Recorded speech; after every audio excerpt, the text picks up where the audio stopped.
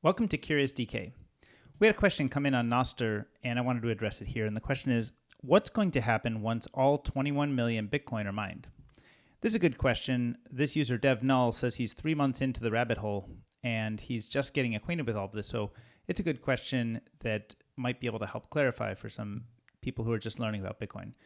Now, everybody who's familiar with Bitcoin, who's spent some time in it, is familiar with the 21 million Bitcoin cap, and that's just a standard of how the network is organized.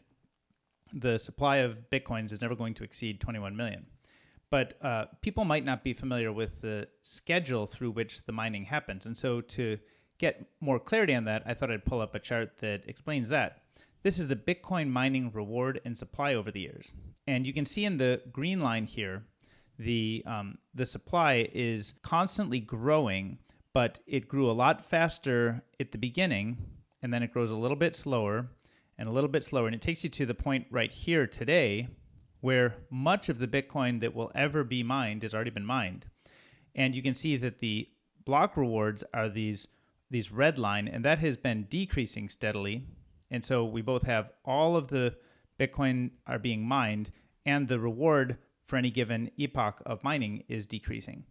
What that means is, if you look today, there's a great chart here by Clark Moody. The money supply of Bitcoin, so this is the number of Bitcoin that have actually been mined, is just over 19 million. And we know that the hard supply cap is 21 million, so it's never going to be more than that. And so there's 1.6 million that are remaining to be issued, but we know very clearly what the rules are. There will only ever be 21 million. And in the later years, it's going to be a very small amount that's going to be rewarded. So you could sort of look at today and see that we're currently at 92% of all Bitcoin that will ever be mined has already been mined. So there's not a lot of new issuance to happen.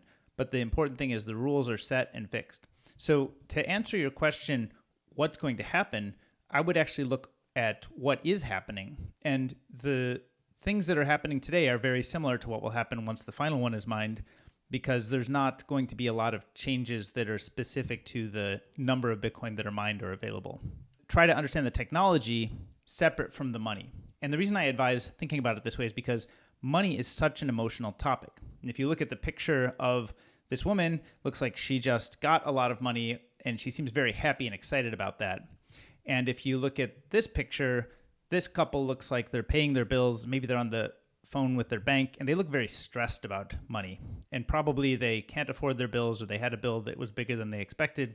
And so money's a very emotional thing. And so what I recommend to try to get the best understanding of Bitcoin is separate it out from the fact that some people like to choose to use it as money today, and really try to focus on understanding what is the technology of Bitcoin and what service does it provide in the world. And then you can decide if you want to believe that it could be a type of money to be used in the future.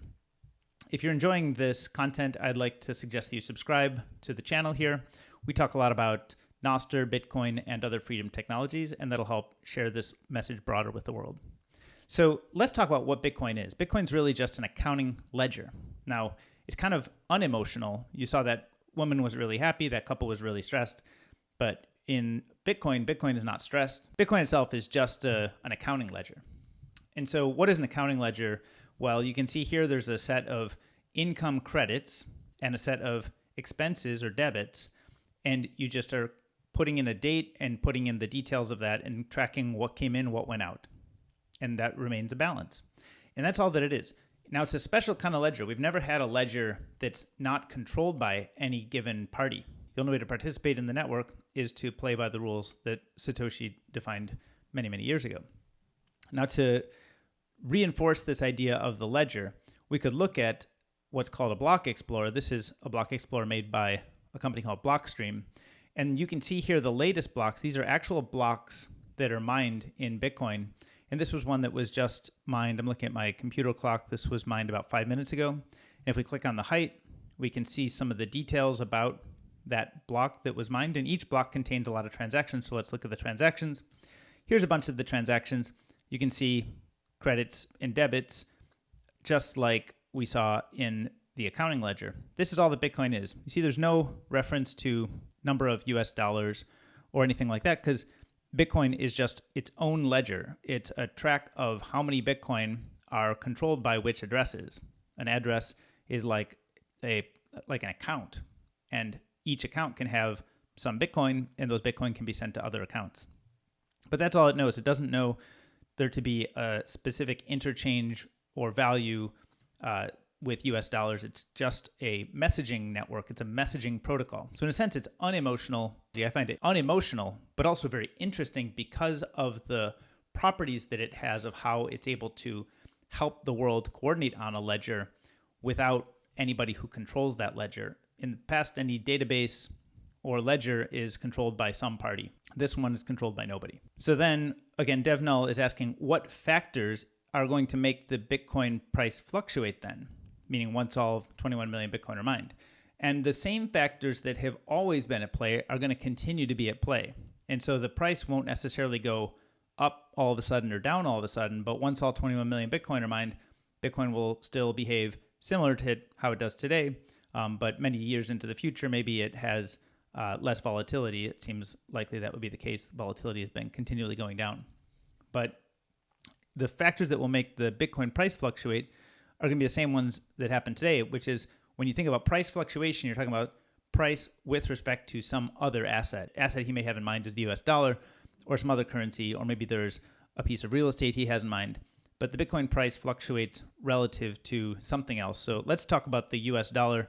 It used to be, when Bitcoin started, there was mining and there were people trading these messages around the messaging network, but there was nobody who was willing to pay US dollars for Bitcoin. So Bitcoin at that point had a price of zero. And it lasted that way for many months after it began mining operation. People were starting to mine as hobbyists on their computers, and people were starting to send Bitcoin and give it away for free, but nobody was charging for it. And then in 2009, on October 12th, Martti Malmi, who's a Finnish developer, helped Satoshi work on Bitcoin. He had sold 5,050 Bitcoin for $5.02. And that was the first ever known value that was attributed, kind of an exchange value between Bitcoin and US dollar. But that was, the very first that is known. There was also a famous one where somebody did this in May 22nd, 2010. Somebody wanted to buy pizza and they offered that they would pay $10,000 and for 2 large pizzas, and somebody took them up on it and got 2 Papa John's pizzas delivered. And those 10,000 Bitcoins at the time were worth $41. And this says, as of the all-time high, those would have been $690 million. So, over $500 million for those 2 pizzas. So it's kind of surprising. But again, that's just because of what people decided should be an exchange rate. The market just decided that that would be an exchange rate between dollars and Bitcoin. It's not a property of the Bitcoin network. There's no intrinsic price to Bitcoin. It's just whatever people agree to exchange it for. And you can see it used to be zero. At one point, it was still way under a penny. When Marty was doing his transaction, you can see here the 2 large pizzas, it was still very, very cheap. And at one point, it was very expensive relative. So it's constantly in flux. But what really matters is social consensus. So there's a market, people meet, and they decide, I want to buy it, I want to sell it, what am I willing to pay for it? And so if at one point in time, it was under a penny. At one point in time, it was $100. These days in 2023, it's, in the $30,000 range. It has been higher. Maybe it'll be higher in the future as more people learn about it. But it's still early in the monetization of it. It's really just a messaging network with people who are choosing to gather around and buy or sell based on their own needs. And it's just an open market on that.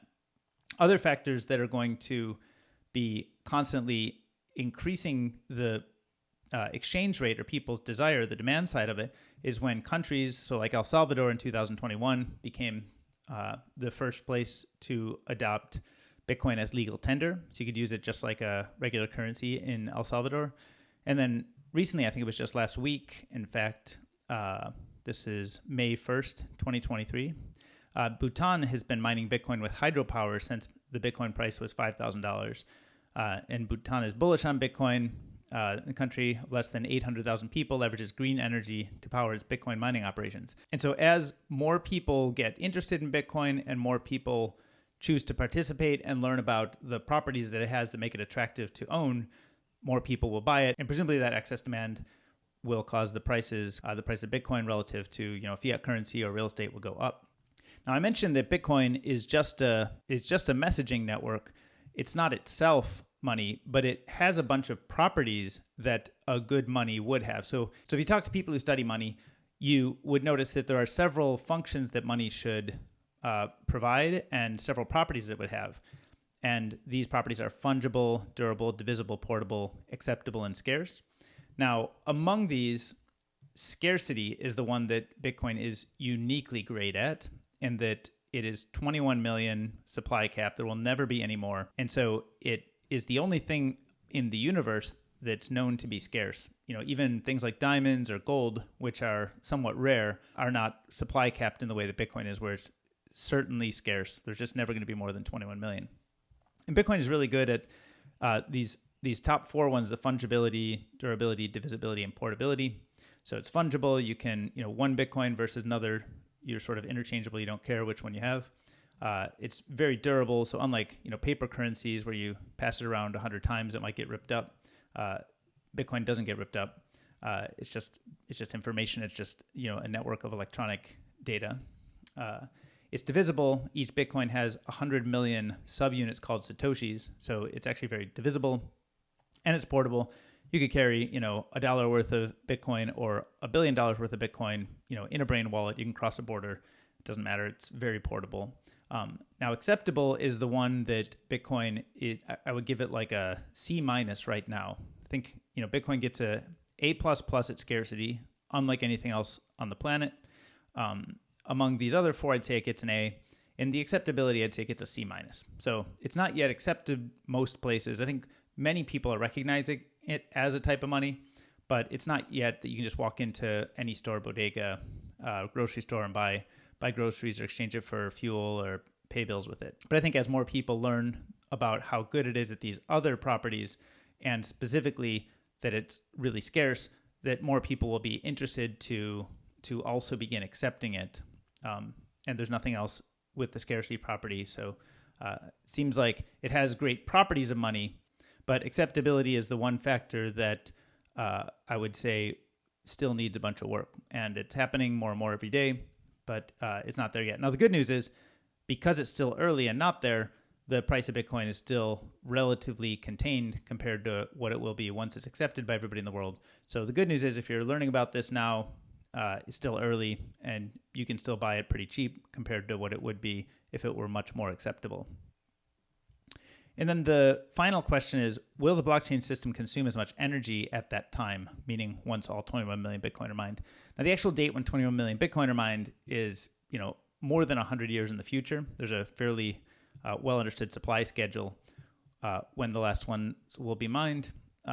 So, figuring out what the world's going to look like over 100 years from now, with all kinds of changes, technology is accelerating, AI, all kinds of changes are happening very quickly. I think it's hard to make certain claims about what the world looks like 100 years from now. But I do know one thing, which is the mining process, which is what he's talking about, which is what consumes energy, is a brutally competitive process to participate in. And so you never use energy unless you have very cheap access to energy. And so that means that the Bitcoin mining operations are going to be a reflection of where can the cheapest energy be found, which is really a reflection of, in part, the society we live in. So we live in a society today where we do use all kinds of energy sources, including fossil fuels. So some of those fossil fuels are used to mine Bitcoin.